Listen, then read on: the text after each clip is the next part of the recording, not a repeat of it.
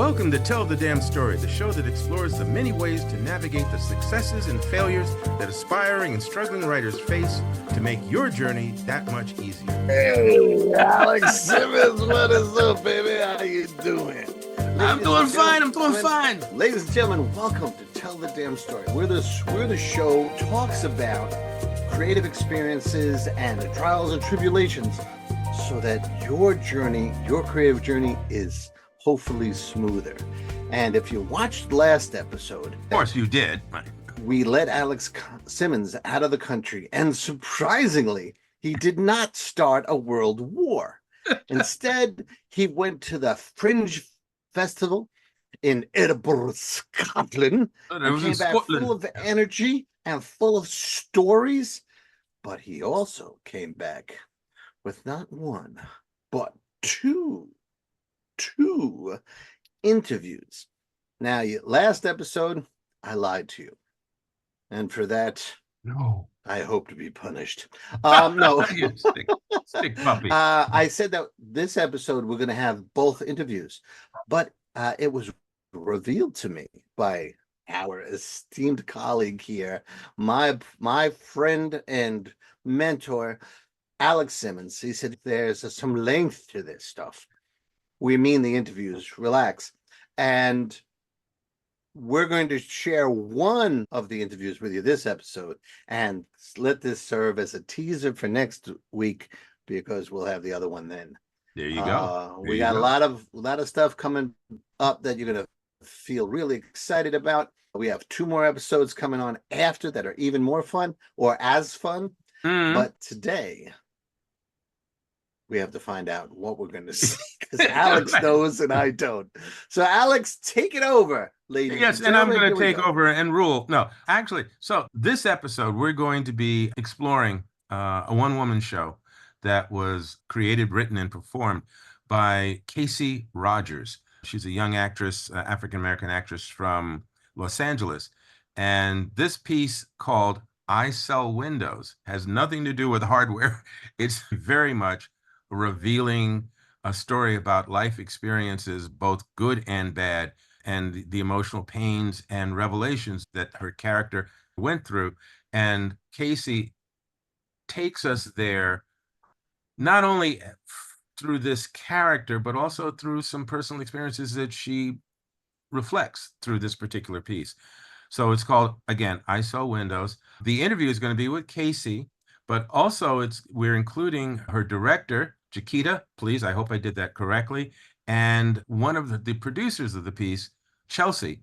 And all 3 of them will talk about the experience of not only the play itself, but what it was like to create this play, how they workshopped it, how they collaborated and went back and forth in terms of helping Kaci develop the material, rewrites, all of that will be revealed in this particular interview with these 3 very wonderful individuals.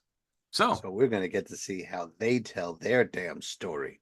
Remember, ladies and gentlemen, if you find it interesting, if you learned something, hit like, hit subscribe so you can get more of this and we can survive. Alex, I can't wait to interview. I know. And stick around till the end because after the interview, by the way, the interview was done in Edinburgh, Scotland. Yes, so in Edinburgh. We're going to cut away to that interview and then Chris and I will come back at the end with a little something extra for you. Welcome to Tell the Damn Story. These wonderful ladies that you see in front of you are from a production that I saw in Edinburgh, trying to get the pronunciation of that correctly, Edinburgh, in Scotland recently. It's a one-woman show, and if I'm being non-PC, forgive me, but it's a one-woman show which stars the young lady in the center, Ms. Kaci Rogers. And Kaci, would you say hello and introduce the other 2 lovely ladies on either side of you? Yes. Hi, I'm Kaci Rogers. I am the writer and performer of I Sell Windows. To my right, would you like to introduce yourself? I am Jaquita Ta'le, the director of I Sell Windows. I'm Chelsea Boyd. I am one of the producers of I Sell Windows. And together we are Bottle Tree Theater Company. Ooh, okay. See, just new piece of information there, folks. Cool. Very cool. Before we get started, I just want to sort of give folks a little bit of a background here the Edinburgh Fringe Festival has been going on for I don't know how many years, but I've talked to some of the performers who say they've been coming back and forth here for about 15 years or more. So it's a huge fringe. It takes over this town for about a month from late July till the end of August. So you've got 4-5 weeks of over 600 shows of different styles and musicals, comedies, one-person shows, different themes and topics. So it's really a potpourri, a hodgepodge, a stew of creativity in so many different ways.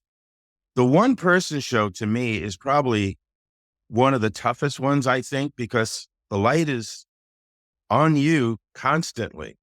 And so we, here at Tell the Damn Stories, our audience tends to be those who are emerging or aspiring, or sometimes just struggling writers dealing with a lot of the challenges that creatives have.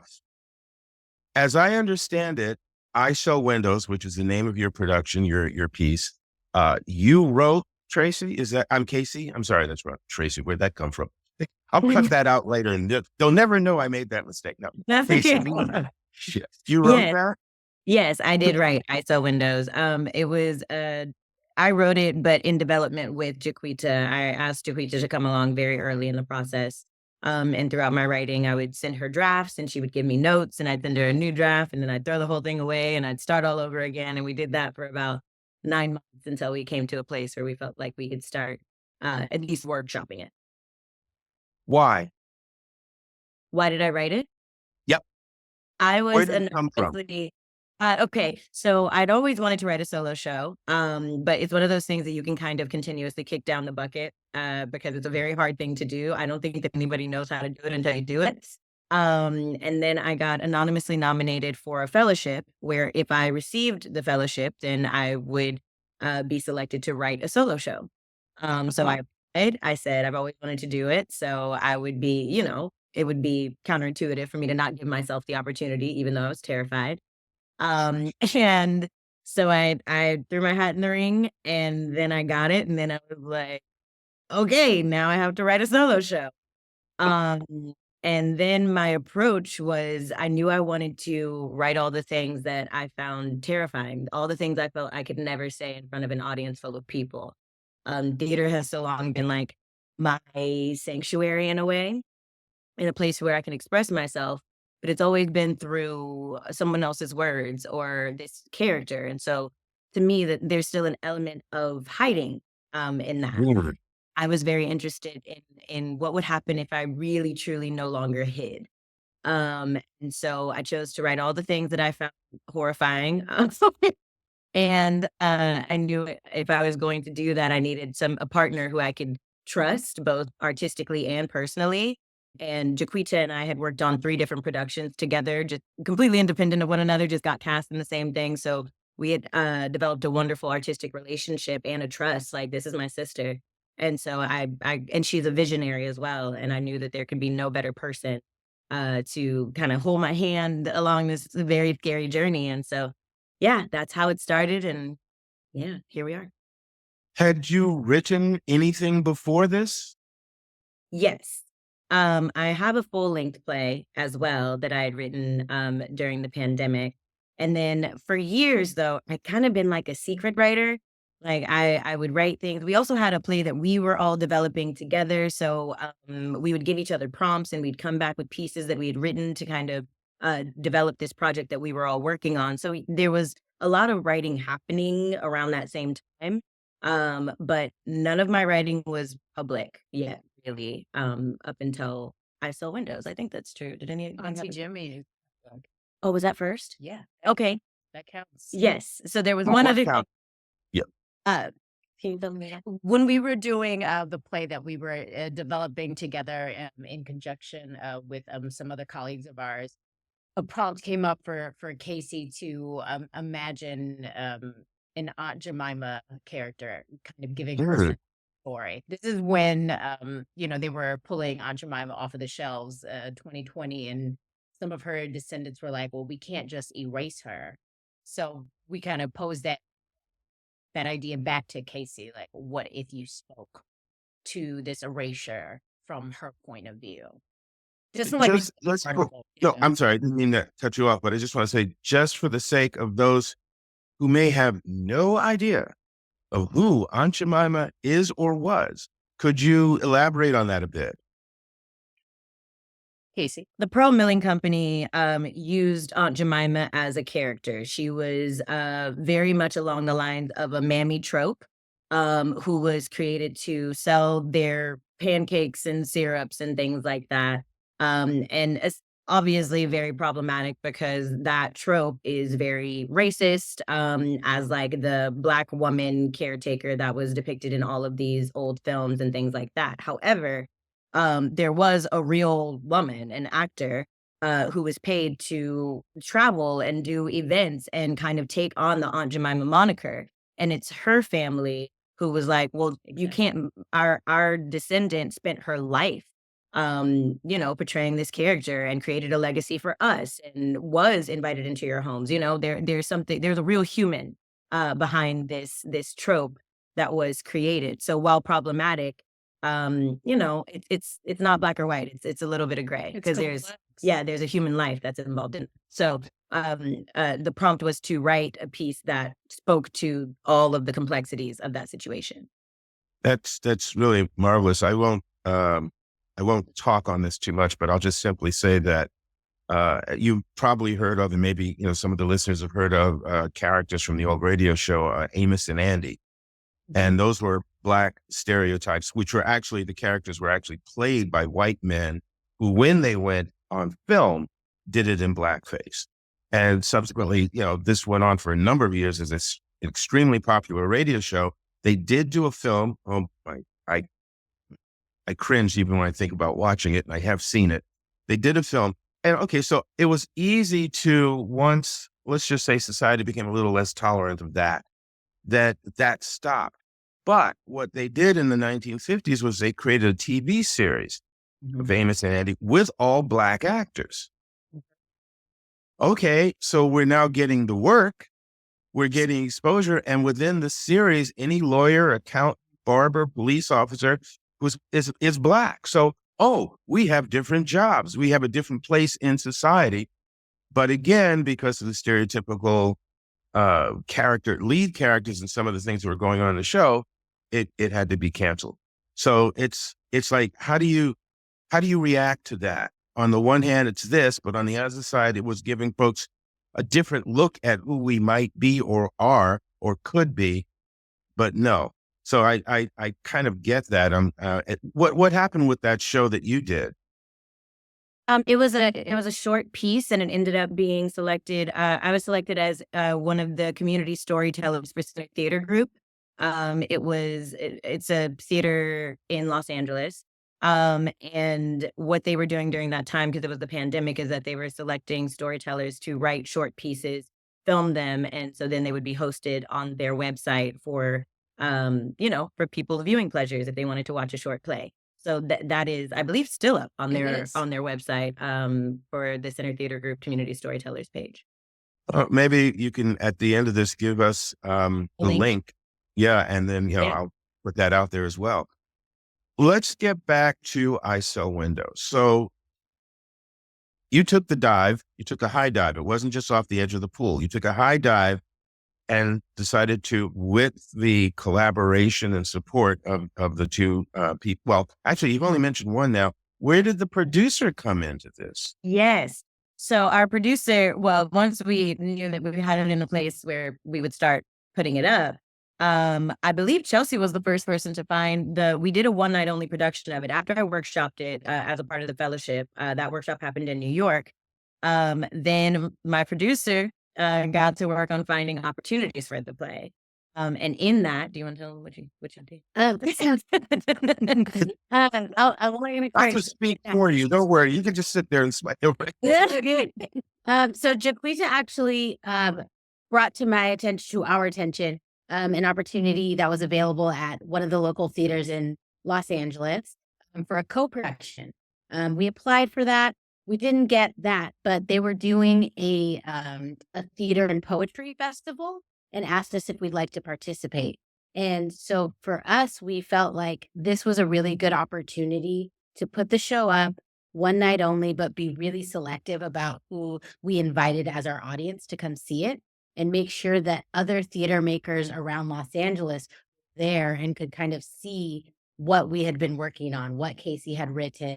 And so I think that the expectation was that it would just be, a staged reading. Maybe Kaci would sit up there with a stool and a music stand and read her play. But we were like, nope, we are going to do a fully staged production of this show so people can truly see the potential of where it can go and what it can be. And so Jaquita directed a fully staged production that happened one night only, with lighting and sound, staging, everything you could imagine. And we put it up in front of this group of people, and it really spoke to them. And we were really, really blessed that one of those people was Jess Hanna, who is the artistic director of Outside In Theater Company. So we are Bottle Tree Theater Company. We're kind of standing up on our Bambi legs at this point. And Outside In is a more established theater company, and we were able to work with them on a co-production of the show. And so that all stemmed from that one night only performance. And when was that? That was in April of 2023. So Okay. a little over a year ago. I'm going to backtrack just a tad or two, but I did want to give you a chance to speak to. Creating the work, there are certain common steps that writers have to go through, whether you're writing a book, a screenplay, a stage play, a one-woman play. There's identifying the theme or the topic, and then there's creating the character, and then developing the character. Now, in this case, Kaci, you said you were going to take this opportunity to say some of the things you wouldn't normally say, and to truly be you in your storytelling. What was that like for you developing this character on stage? Was it simply you standing there talking to us, or was there more to it? There's a lot more to it. There's a lot that is not in the play. I think a lot of what Jack helped me with was being like, a lot of the things that she would tell me would be like, it needs a container. We need to find a container, because just telling stories from your life, as you can imagine, like it's all over the place, life is stranger than fiction, but finding the stories that had a clear through line and finding what was at the root of the pain that existed in a lot of the stories kind of gave us the key to what I Sell Windows has become now. So yeah, it was it is me in a way, but it's me from so many different parts of my life that it does become a character, because that person who has all those things happen to them back to back to back is a different human than I am. And so in that way, there is a couple degrees of separation from who I really am and the character, which is very helpful for me in the playing of it. But it does all come from my life. I hope that answers your question. Huh? Oh, yeah, no, it did. Let us go to the director for a moment, through the director's lens. All right. So here is your artist friend, colleague, putting this piece together, and it's her speaking from many of her life experiences. How are you seeing this? How is this material coming to you, and what are you looking for, and what are you discovering? How does that process work for you? Process. That's a great question that honestly I'm still trying to figure out how to identify verbally, because a lot of how I work is just through energy and like what feels right. I think most of us know immediately what does not feel right, what does not sound right, what does not sound true. So ultimately, like as a director, or as an artist in general, I'm looking for the truth. What is true? What is the real thing that we're trying to say here? What are we actually trying to say, instead of everything that's around it? What's at the heart of the matter? That's what I think about writing and about art in general. It already exists, and it's just about carving it away, because it's divine in a sense. It really is.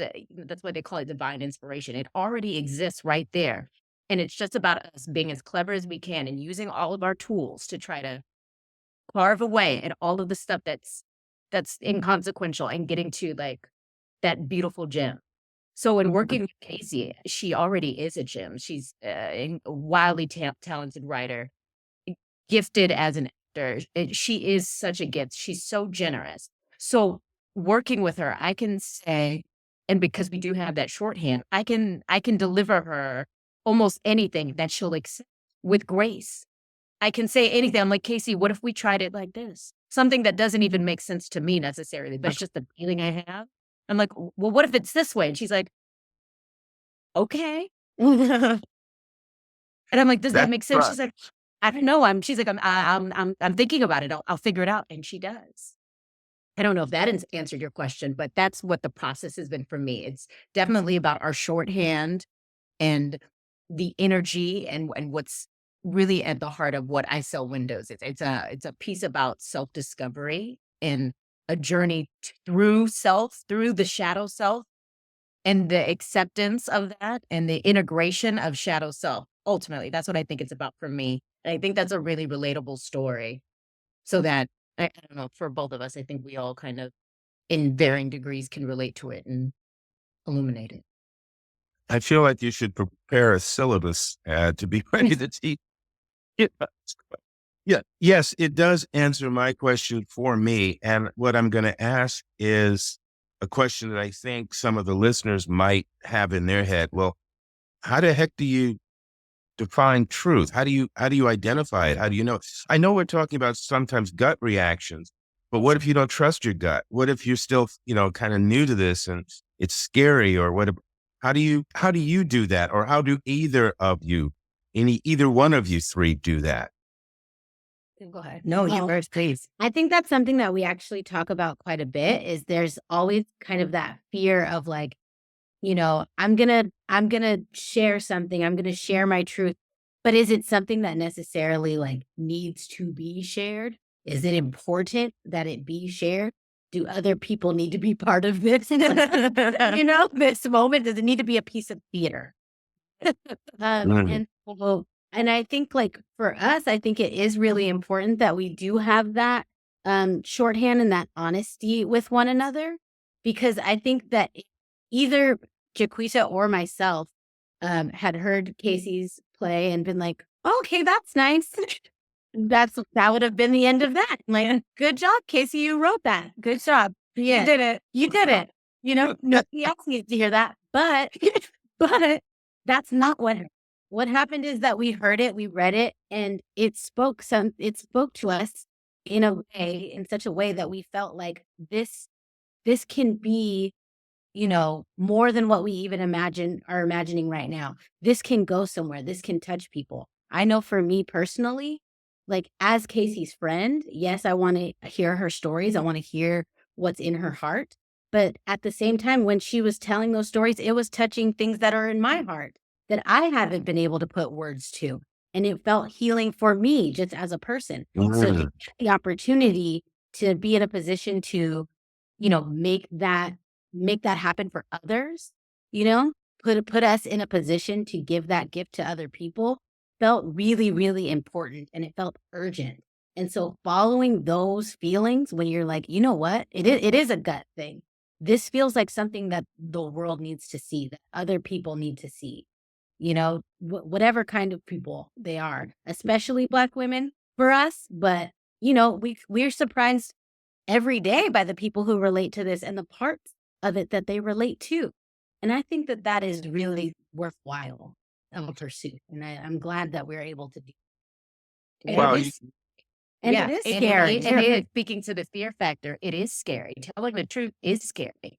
Also, the truth can be subjective, but what matters is that it feels real to you, Yes. and the audience can always feel when it's real for you. Mhm. And I will say for the artist, I cannot stress enough the importance of collaboration. And collaboration with the right people. Now, how you trust your gut with that's going to be different for everybody. I'm grateful for the ones I got, but I do know that like if there's something that I'm just like Chelsea said, like if I was just going to speak my truth, it would have been terrifying, and I fear almost nearly impossible for me to do it on this level by myself. Because I mean, 2 days ago, I was like, hey, y'all don't have me out here looking crazy, right? Like, it sounds right? You know, like, you need that. You need people who are going to tell you the truth. And they know that if they were ever to be like, Kaci, no, I'd be like, okay, because I trust them. And I trust the message that we all want to send out to the world. I trust the art that we collaboratively want to make. I love that we are all very, very different. I was saying the other day, I was like, I love that we disagree on so much art because I know when we come together to make something, if we all say it's dope, it must be dope, you know? And I think that's really important. I think the checks and balances of artistry and choosing the right collaborators is like instrumental in artistic truth being expressed in a theatrical way, especially, and art that's impactful. Yeah. Again, you guys keep throwing out gems here. I don't know what's wrong with you. You said in talking about how you work together and the mutual respect, you keep underlining certain key factors so that, yes, writers who have to work with another writer or who have to eventually work with an editor or whatever, it does help tremendously if you have some sort of respect or trust with that individual. The same thing when you just take your work and you give it to somebody for feedback. You've got to really be able to trust that person is not going to tell you, this is how I would write it. Right. That's not what you're asking. You know, you're asking, did what I do make sense? Could you hear it? Did it reach you in any way, shape, or form? Is it clear? You know, not how would you do it? And again, what you're saying here is you were all clear about the goal and your different positions and your taste and all of that was actually a factor in that, but you never lost sight of the target. Yeah. Right. And I think so often in the writing process, I would remember times where Jack would always have me, if I had a new draft, she would make me read it to her aloud. And then if there were, as she was taking notes, if there was any line that stood out to her, she'd be like, this line, to me, what I hear you meaning is this. Is that what you mean? And it would either be a yes or a no. And if it was a no, that's not what I mean, then we knew we had something else to assess there because there's some sort of disconnect in how I'm expressing that language and what I'm trying to communicate. And in that way, she's not telling me how to rewrite it. She's not telling me how she would say it. She's just telling me, like, as an audience member, here's what I hear. Do you mean to deliver that message? Okay, I didn't think so. So let's look at that, you know? And that was so helpful. And also a reason why I needed somebody who knew me. Somebody who doesn't know me is not necessarily going to be able to have their ears pricked to be like, it doesn't sound like what Kaci means, you know, because they don't know me. But these two do in a way where they're like, hey, did you mean that? And that's so helpful. I think because I was going to please. also speak to what Jaquita's been saying about getting to the truth of the matter. I think something that's really defining and important for us in the way that we work is telling the truth all the way through, telling the truth in every corner of the process. We start everything we do with a check-in of everybody being really honest about where they're coming from that day, you know, or at that moment, how they feel, how you really feel in that moment. So there's never any hiding, really. You know, you're speaking your truth in every way, shape, and form. You know, so we're all coming from a very real place through everything that we do. Whether it's rehearsal, whether it's writing, giving notes, whether we're just sitting down all together at the same time.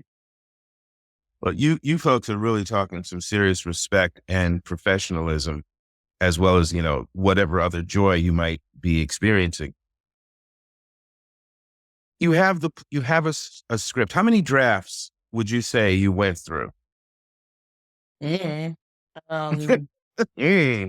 There's probably like, I feel like there's like 4 or 5 different plays, like different, because what I would do is I would send her a draft. She'd send me notes. I'd incorporate notes, get more notes, incorporate notes. And then my brain would be like, throw it all away. So it depends on if you're talking about how many tweaks I did of each draft or how many drafts themselves. I don't know if you counted up all the tweaks and then all the drafts. I don't know, but there are probably about 5 or 6 different Definitely the plays. because at some point you were like, "Don't hate me." You're like, here's a new play, and I said, "Oh, All right. But it was the one. That's what was so amazing. We had already gone through 4. I definitely agree with the 4 or 5. We'd gone through about 4 plays at that point, and you're like, "Ah." And a little you're like, "Don't hate me. Here's the new." I said, "Yes, yes, this is new, but also not," Yeah. which was great. You were really able to reshape and remix into a brand new, beautiful thing. I always think it's See, cool now, how you now I think that's last key. draft is the only one that had windows in it. Oh yeah. Yeah, it's Yeah. The last draft, the final draft is the only one that had window selling in it at all. The other drafts have nothing to do with windows. And I Oh, literally called it I Sell Windows as a working title. Just because the windows were the new thing. It was like the new through line. We had been looking for a container. And she's talking about divine inspiration. It was literally like people ask me where that came from all the time. And I literally can say nothing but God, because literally it was like I woke up and was like, windows. And that is a job that I had had in LA. But why it came to me as the thing that would then, thread together all of these personal stories, I don't know, but it did. But it did, and here we are.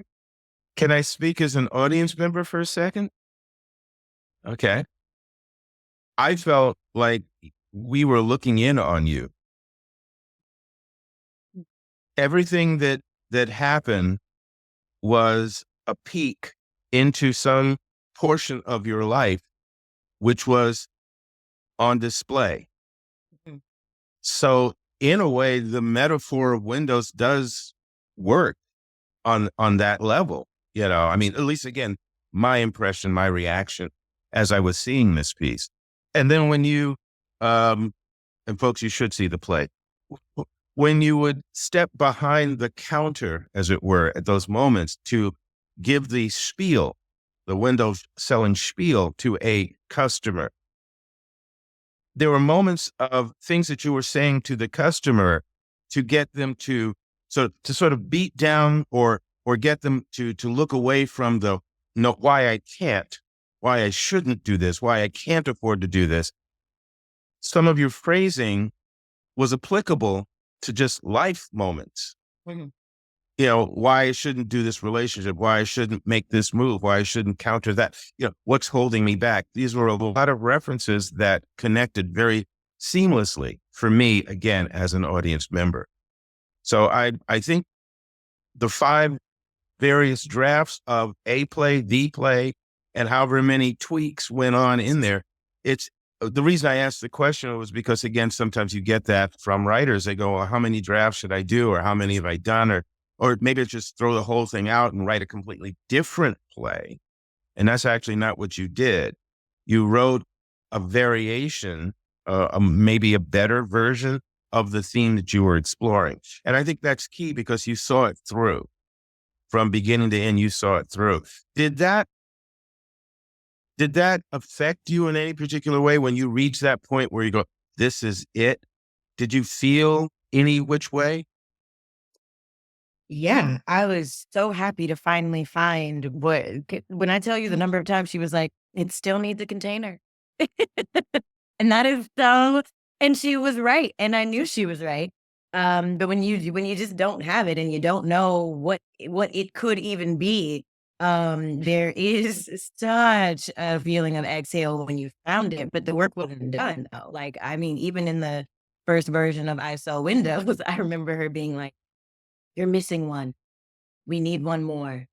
Or like, Really? that last window, Aunt Sheila was not in there. And thank God you pushed for it. Yeah, she was like, you need one more. And I was like, but there's 3 and the rule of 3s. And it's gonna be off if I had one more and it's not. And she was like, it's not done. Like the ending it's too abrupt. And I was like, oh, and that, and like, I originally didn't do the final window selling, but then I added the family because the family wasn't in there either. Um, and then from the family, I thought maybe that'll be enough because I was like, oh, I got all these characters at the end and it'll be like a beautiful crescendo and that you'll end the play. And she was like, no, you still need that last window. So I was like, Zero memory. it's like boiled. So as much of as much of an exhale as it was to find the frame when I found it, it still wasn't done. So you can only exhale so much before you have to go back in there and be like, okay, still work to do. Okay. Before we get to some of the practical applications of taking it on the road, as it were, one more question. I'm trying to think of how to phrase this again from the aspiring and struggling and emerging writers sort of POV. You have this piece that you worked on and you brought it to a place where now you're going to, put it out there. And I know from some experiences of my own that even films, while they're shooting the film, there are changes to a piece. Have you performed it enough times to where you can say whether or not you continue to tweak something or fine tune something because of the performance experience? Yes. There were 2 lines that were added during our run in Los Angeles before I came to Edinburgh. And then even yesterday we were having dinner and I was just talking and I told Jack a story and she was like, you have to put that in the play. And so, I mean, she was like, well, not this version, but the next time we do it, we gotta look at that. We gotta look at adding. And so, yeah, I mean, that's both the gift and the curse of being the writer and the performer. You can change it forever. Like you can continue to tweak it until, I mean, I guess until we publish. But then but yeah, we're learning all the time. And every day we do a different take of it. And that take teaches us something else or illuminates something else. And that's the fun of it. That's the only way that it stays alive when you're doing it 25 times in a row. Okay. Now we're going to get to the mechanics of putting it on its feet and taking it on the road. I'm going to start with something that an old film. No, I'm sorry. He was in film, but he was also a theater actor. Richard Kiley, who performed Man of La Mancha. He played Don Quixote for 15 years. He would do films and then go back on the road. He'd do plays and then go back on the road for 15 years. And someone asked him, how do you keep playing that character and saying the same lines for all this time? I mean, doesn't it get boring? Aren't you sort of like on automatic after a while? And Kylie said, every single time I go out on stage, I know that there are people out there who have never seen this play before. So I can't sleepwalk through it. I have to bring something to that stage every single time. Now, you've performed your piece several times, and you've even talked about, even yesterday, discovering, from a conversation, ooh, this could go into the play at some point. What's it like for you performing this rather strong? And again, you're the only person on stage. What's it like for you performing each time? Do your feelings on a given day affect that? Change how you approach the material? What can you say about that? Yeah, 100%. We're human beings, and I feel like as actors, we have more of a tendency to be exposed nerve endings, just because we have to stay sensitive to all of the stimuli that's around us. And that's a part of why we do that check-in that Chelsea is talking about, so I can be very honest in a verbal way with my team about where I'm at and what I'm coming in with. It is a solo show, but I do have 2 puppeteers who are there with me who are just doing amazing work by just listening to how I'm delivering the show that day, and literally taking cues off of my breath, off the pattern of my speech. So is my stage manager. They're all so incredible. And they can tell you better than anybody that depending on the day, that rhythm is going to be different. That breath is going to be different. The way I deliver a certain line, if it's going to be funny or if it's going to be sad, it has a ton to do with the energy I'm bringing in. And I think it's important for me to respect that, because the character of Kaci has to be experiencing all of this anew so that the audience can experience it all anew. Mm-hmm. And so for me to fight what I'm coming in with that day, even if I don't like it, that's happened before where I'm like, I don't like where I'm coming from today. And so I may not enjoy my experience of the show, but it will be honest. And then that will give the audience the opportunity to enjoy the experience of the show, even if it's not the way I like to do it. So yeah, it affects it massively, and it requires me to be very honest about where I'm at any given time, and unapologetic about it to a certain degree, because I can't be fighting with myself on stage. Mm. That won't be a good time for anybody.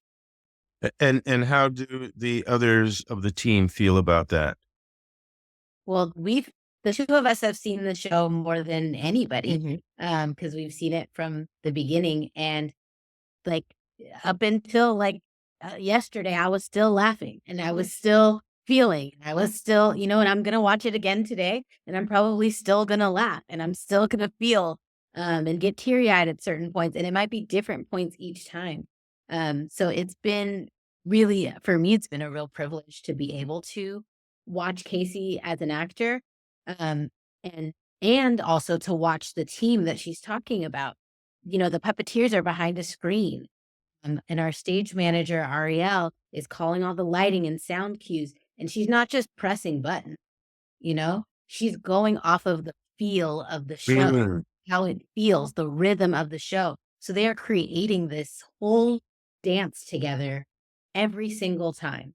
And I think that's a really incredible thing to be. That's a great term too, a dance. Yeah, it is. Yeah. How about you?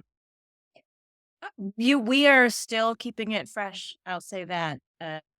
I like to give Kaci a new prompt every day, a new place to come from, a new as if, a new previous circumstance to enter the play with, and that's been so exciting to watch because first of all, I don't really know what I'm about to say until right at that moment. I mean, I might have thought about it, but it's not.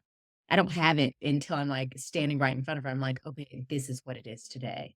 And then to see her receive that and thinking, watch her watching me in the moment is hilarious because I can see her wheels turning and she's thinking, oh my gosh, what? Or why? Or yes, absolutely. Or no, which is a good, I love it when it's like, no, because then it comes out. I love watching how it manifests in her in that first opening moment. And then it informs the rest of the show. It's so exciting to have the same container in a sense, right? It's the same concept, but that slight inflection here and there that just makes it ever so much more interesting.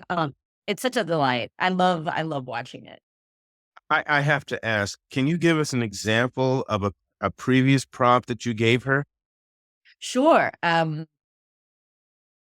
Was it yesterday or was it the day before? Well, yesterday I told her that she was currently having a panic attack. As the show opens, Kaci, the character, is trying to contain herself as she is selling this window, but in the throes of a panic attack coming on. So it was so thrilling to see how that came out, how it was in your body, how it was in your voice, in the breath. It was so urgent, and everyone was people were concerned. Everyone's like, "What is? Oh, she's kind of little tits today." But that's yeah, because it shouldn't always be easeful. We want to see the character struggling. I mean, that's a part of like why theater is cathartic. We don't Mm. having like a really nice, fun, easy time up there. We want to see them do what we do in life. We want to see struggle. We want to see someone overcoming obstacles. We want to see someone accepting their life or pledging to do something new. Like that's why we want to see ourselves. Now, I know you have Those a. moments, even those No, go ahead. I'll shut up. It's okay. But where you have kind of like an opposite energy to what is happening, like Mhm. they're, having to go into work and be really smiley and kind when you're actually feeling super anxious or super down or whatever it might be. Or even like I have to tell somebody something that's really uncomfortable, but I have to be excited about it. So I'm going to like ramp myself up to tell them this thing that I'm really nervous about telling them. So like watching those little things is so interesting to me. Yeah, the tension that's like within a person. That's way more interesting to me than just like playing it straight of what's on the page, That's Okay. what I I'm conscious of the fact that you have a show to do in roughly an hour and a half, something like that. Yeah. So I'm gonna, because I could talk to you for a lot longer, but I'm gonna try and wind this up in a few moments. So two thoughts. One, Well, no, I'll back off of that one for the moment. I'll save it if we have time. Where do you want to go with this now? That's an amazing question that I would love for us to all answer. But I want to go everywhere. Honestly, I want to go to New York. I want to go to South Africa. I want to go to London. I would love to do tours around different universities. I think that college students would really respond well to this. Um, I've had college students come and be like, "Do you have a play text available yet? I'd love to work on, a piece from it," which is really, really thrilling. So I think that one of the exciting things to me about this is that it can kind of expand to the size of its container. I've seen the show, just done with me on a stool, and I've seen the show done in this theater, and I've seen a show done in that theater, and I've seen it done on a stage that is like such a strange shape. So I love seeing how the show expands and contracts based on the space that we're given. And if Bottle Tree is good at anything, we're good at filling whatever space we're given. So I'm excited to see how many different spaces we can get it into and all the shapes that we'll find inside those spaces. Yeah, agreed. Yeah, we want to take it as far as it can possibly go. And then in terms of, our work as a whole, we have a lot that we're working, that we're planning on. We big old dreams, and we're going to see them through. That's just because that's just how we're going to see them. Yeah. I love to just see all the different mediums that not Yeah. just this show could exist in. Mhm. I think that would be incredible to see it take on different mediums, whatever that means. That is one thing that I really love about us is that we are very like open to choose your own adventure. So I'm excited to see what our adventures are with this. Okay. And again, I'm going to push this other thing back there a bit more. You mentioned that the story, again, you're a Black woman and some of the references you have deal with that within the story, but the audiences have been varied. And I guess the question, the thing for me is I feel that there's certain universal truths. There are certain universal themes, and whether people want to admit that or recognize that, that's on them, but they're there. And so certain things can really speak to a vast majority of people who are not absolutely originally coming from the same place we are. But in the case of this particular, I'm sorry, I had to do that. In the case of this particular show, the audiences that you've seen have been varied. And can you tell just in a couple of moments here, what kind of reactions you've experienced?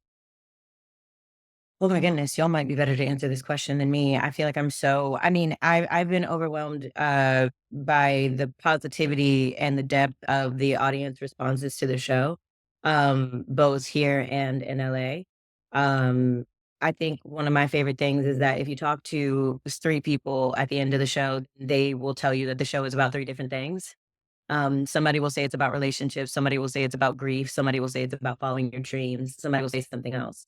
And that is such a gift to me because it's telling me that like the divine is doing its work through the show and giving people whatever they need because the specific is universal. I think people get afraid to tell their story because they're like, well, that's just me. Mm. Like that's just my experience. In reality, I think that we're making ourselves way too important by by saying that it's not just you. You're not that alone. And I think by sharing your art, you get the gift of realizing that we are all experiencing a lot of the same hurts and the same fears and, have experienced a lot of the same traumas. So yeah, I think the audiences have further reaffirmed for me that the specific is universal and that we are not alone. And that's been true here and in Los Angeles.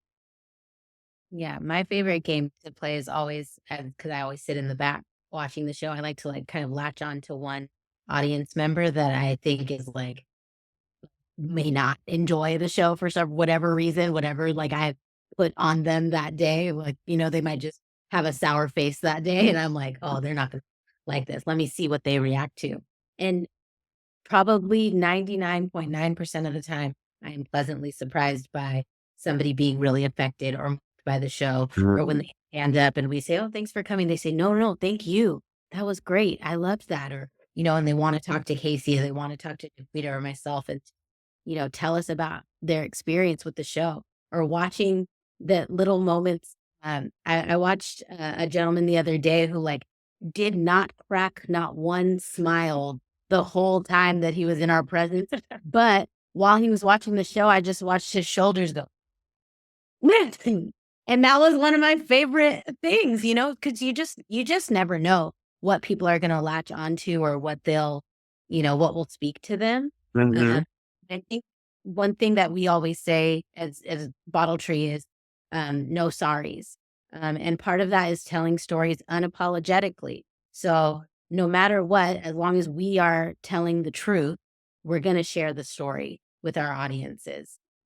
And we've really been blessed, I think, to have audiences who receive that in kind. And they've been such generous audiences, and we're really grateful for that.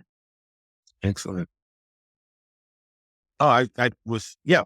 I couldn't have said it any better. I mean, that's the truth. Also, the specific is universal. I mean, the little individual story. The more honest you are about your individual truth, I think can reflect the greater whole. So, and people recognize that. There might be little details like I don't understand what that means, but I get the feel. Mm, They're like, I don't understand what that means, but I still feel what you mean. And that, I mean, I think that's so beautiful. I loved experiencing that, seeing, what doesn't translate necessarily to an international audience, but and still, young Black woman will still speak to middle-aged white women who drove here from Leeds or whatever. Yeah. They're like, oh my gosh, this is what's happening in my life right now. And people mm, on paper that the demographics couldn't be any more different, and yet they understand. So And to not, be like Kaci said, the story can change and all that because, she is the writer and the performer, but to make that conscious decision that we're not going to tailor this so that the international audience understands. We're still going to talk about North Hollywood and, these things that we know, because they're true. excellent. And that is the power of story for sure. No matter who's telling it, that is one of the great powers of it. So last two things in this order. One, any advice that any or all of you want to share with the people who are going to hear this? Woof. Offering advice is always tricky because I always feel like I'm in the middle of a process myself. I'm like, man, I don't know. But No, but that's honest too. That's real. Yeah. That's real. the one thing I can say is, as we were just saying, the specific is universal. So tell your story. If you feel like you have a story that needs to be told, you are good enough. You can do it. It does matter. Just go ahead and write it. You can always strike things out, but if you never choose to get it out of yourself, you don't even give yourself that opportunity. So get it out of your body and then see what you have, and then choose to move forward from there. But don't stop yourself. Let things, which she was saying this to me the other day. You can allow things to say no to you rather than you saying no to yourself. Open yourself to possibility. Yeah. Beautiful. Anything my else? aunt always used to say to me, rest her soul, she always used to say to me, you're on your journey now. Anything I would tell her, I'd say, oh, I went to this. She's like, oh, you're on your journey now. And what she meant was, no matter what you are doing, that is your journey. It is only yours for you to walk. So with that, my addendum would be to have fun, to enjoy yourself to the best of your ability, to find the joy where you can, and also take all advice, even what I'm saying literally right, with a grain of salt, because nobody knows. Nobody knows. Everyone's just doing their best, and any advice that anybody might say might not be applicable to you at all. So Right. take it all if you want to, leave what you don't. Mhm. Excellent. I think just kind of really riding that train of say yes to opportunities, say yes to any gut feeling that you have that says, I need to do this, I should do this. And to also really to really assess what fear is telling you. Mhm.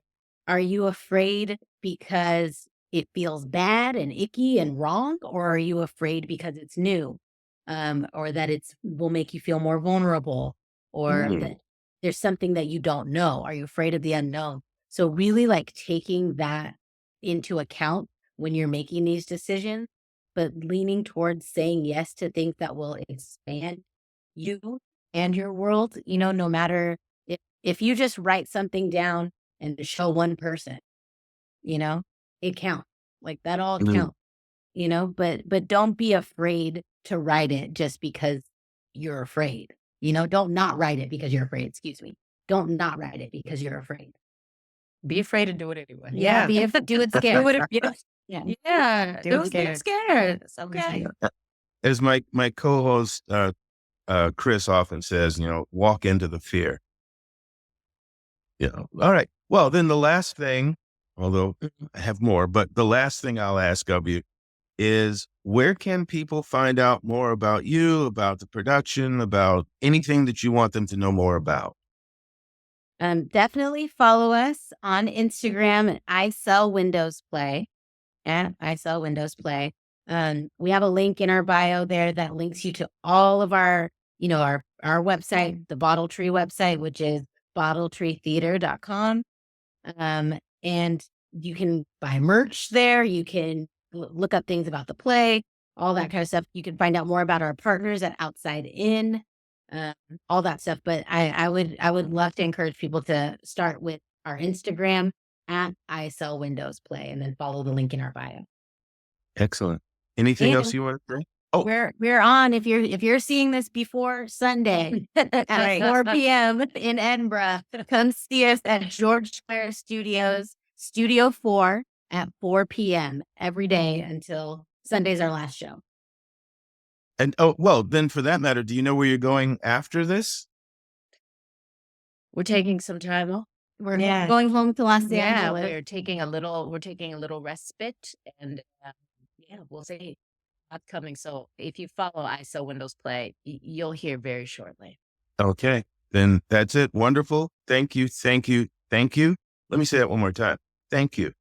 It's really good. Thank you. Such a pleasure, Alex. Okay, that was pretty cool, man. Yeah, I know. And again, they were all very giving, very sharing, very open. And I love that. Fascinating story. Yeah, we got a chance to get each person's insight on what that journey to bring that piece alive was like. So that was great. And now, folks, we promised that you would get a little something extra if you hung out here. So we have something for you. And Chris is going to tell you what that is. So you have a life experience. Ask yourself,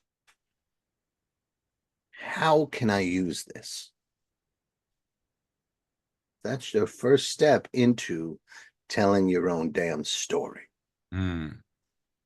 Who would be the most interesting character to place into this situation? Doesn't always have to be you.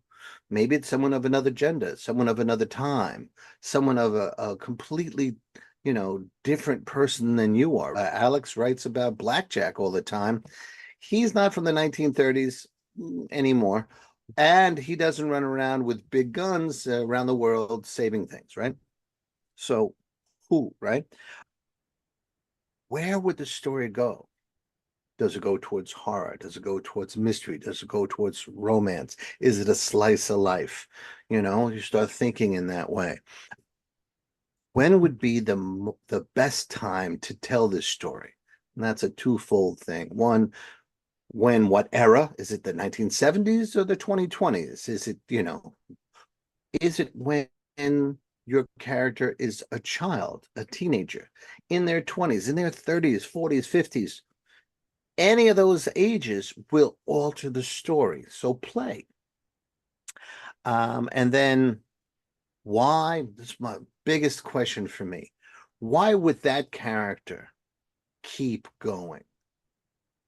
What drives that character? If you go with these questions and apply them to the experience that you had that you want to be creative with, I think you're going to find a lot of answers, a lot of inspiration, a lot of ways to begin to tell your damn story. And so, folks, be sure to click and pick up the wonderful little guide sheet that we're going to leave for you. Thank you, Chris, for supplying that. I hope you enjoyed the interview with Kaci and her associates. And the play is called I Sell Windows. You'll find the link to their website in the comment section. Go there, check that out. I hope you enjoyed this interview. Chris, as always, a pleasure. Always an honor to be in your presence, sir. Shucks, sir. Thank you very much. Take care, everybody. Peace.